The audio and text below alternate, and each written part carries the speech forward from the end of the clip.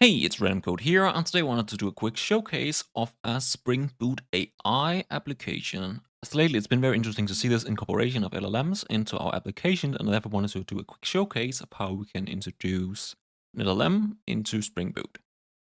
And this is in particular interesting because they have kind of created a framework which allows us to do it very simply. So just in general, here I have a very small recipe application which I'm going to put a link in the description to a GitHub where you can see all the things you need. But most importantly, we need some dependencies, of course. So we are depending on a Spring AI Ollama Spring Boot starter setup. I also have another few things here, so just to do some basic web things. But main importantly, we're using the Spring Boot Ollama connection because I am using Ollama, which is like a terminal application that allows us to run local LLMs. And just to quickly showcase, I'm not going to go through how to set that up, but it's pretty simple. I have Ollama running, I have a few models, and in this case, I'm just going to be testing it towards Ollama 3.1. So we have this running in the background. All they need to do is, of course, the needed dependencies. Inside my application properties, I then using spring.ai.ollama.chat.model define that I'm using this specific Ollama 3.1 latest version I have running locally. Then all we need to do is right now have a simple setup inside a recipe controller to just actually create a small application. I created a small recipe application where you can pass some list of groceries, food items, and it will return a list of food ideas. But just very quickly how it works, we have a REST controller on /recipe, and then on the endpoint /recipe/ideas, you can pass a list of strings, ingredients.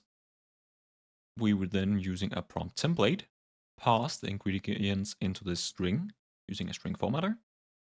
So we end up having a prompt saying, here's a list of ingredients, So just a few created recipe name ideas, only respond with recipe names, one per line. And very importantly, we are defining what we would like our return type to be, because we're then passing this user prompt to a chat client.prompt, which is a object we have kind of injected using our constructor injection. So this is a Spring Boot automatically injecting this builder in, and we're then using this builder to create a chat client. We can then prompt the chat client. And I think very interestingly, we can also pass a system message, so kind of like a context description. In this case, saying like, you are creative chef, provide a recipe name ideas based on user ingredients. We then pass the user prompts.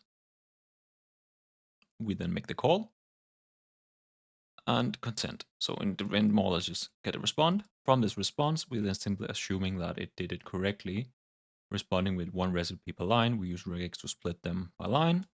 We then have a string array of recipes, and then we just return it as a list in the end. And to then actually showcase this actually works. Again, I already showcased that I have Ollama running in the background with a Ollama 3.1 model. We can then very quickly start the Spring Boot application, then using Postman, so more or less just making REST calls. We can see here we're using a post call because we're passing information in the request body. So in this case, in our request body, in the format of JSON, we are passing a string list, or list of strings, in this case, ingredients. And I just added a few random chicken, bell peppers, and onions. We can then make this call. And in this case, we're going to be very much depending on the processing power you have on your computer. Again, I'm running this locally. This isn't the best computer. So in this case, we saw it took 16 seconds, but we then actually get a few different ideas. And just to showcase, it changes. If we only pass onions, for example, we should see that we get a few different ones.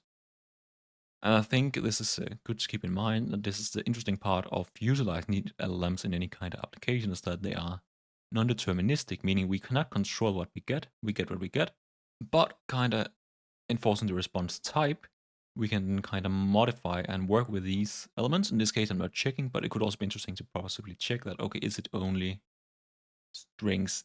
In this case, it becomes much harder to check, is it actually a good result? But still, I think it's interesting. And I very much just wanted to provide a base template showing how we can use, in this case, the Spring Frameworks chat client to connect to an LLM inside Ollama. So if you enjoyed this quick showcase, please leave a like and subscribe, and I wish you all a wonderful day.